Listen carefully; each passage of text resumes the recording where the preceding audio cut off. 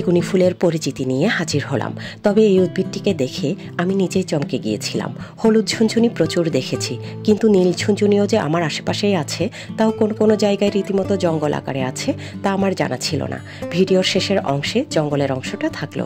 আর হলুদ ঝুনঝুনি নিয়ে একটা ভিডিও করেছি আগেই, সেটার লিংক ডেসক্রিপশন বক্সে দিয়ে দিলাম, আগ্রহী হলে দেখে নিতে পারেন।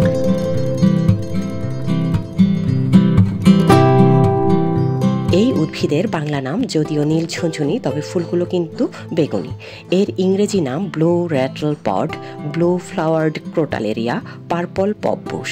বিজ্ঞানতাত্ত্বিক নাম ক্রোটালেরিয়া ভেরোকোসা, আর ফ্যামিলি হলো ফেবেসি। এটি একটি বহুবর্ষজীবী গুল্মজাতীয় উদ্ভিদ। এই উদ্ভিদের মূল বৈশিষ্ট্যপূর্ণ। এর মূলের সাথে রাইজোবিয়াম ব্যাকটেরিয়ার সহজীবী সম্পর্ক থাকে। এই ব্যাকটেরিয়া মূলের মধ্যে নোডিউল বা গুটি তৈরি করে, যা বায়ুমণ্ডলের নাইট্রোজেনকে মাটিতে আবদ্ধ করতে সাহায্য করে। এই কারণে এটি মাটির উর্বরতা বাড়াতে সবুজ সার হিসেবেও ব্যবহৃত হয়।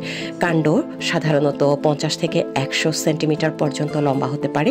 এর কাণ্ড কোণযুক্ত বা চারকোনা বিশিষ্ট এবং শাখাযুক্ত।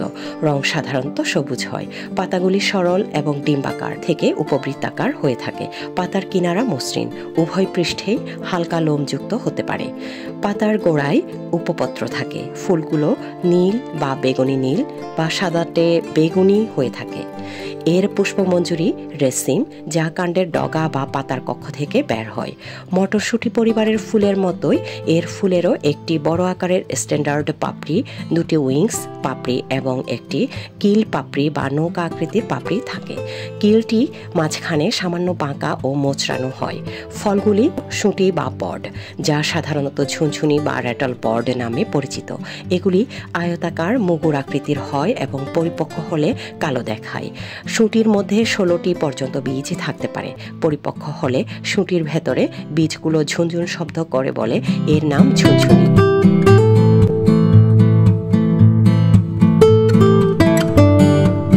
বেশ কিছু রোগে নীল ঝুনঝুনিরও ভেষজ ব্যবহার রয়েছে। এটি হজমে সাহায্য করে এবং যকৃৎ ও রক্তের ডিটক্সিফিকেশনে সহায়তা করে। অম্লপিত্ত, বদহজম এবং অন্ত্রের দুর্বলতায় ব্যবহৃত হয়। পাতা ও মূলের প্রলেপ বা রস চর্মরোগে যেমন পাঁচড়া, দাঁত এবং অন্যান্য ত্বকের সংক্রমণে ব্যবহৃত হয়। এটি রক্ত পরিশোধক হিসেবে কাজ করে।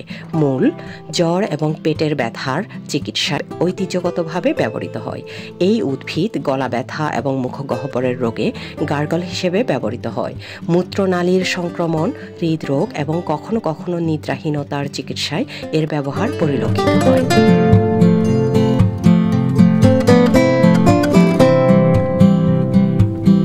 তবে এই উদ্ভিদ ব্যবহারে সতর্কতা প্রয়োজন, কারণ পাইরোলেজিডিন অ্যালকালয়েডস এর উপস্থিতির কারণে এই উদ্ভিদের কিছু প্রজাতির বিষাক্ততা থাকতে পারে। এই উপাদানগুলির যকৃতে বিষক্রিয়া সৃষ্টি করার সম্ভাবনা থাকে। তাই ভেষজ উপাদান হিসেবে এর ব্যবহার অবশ্যই যোগ্য চিকিৎসকের পরামর্শ অনুযায়ী হওয়া উচিত।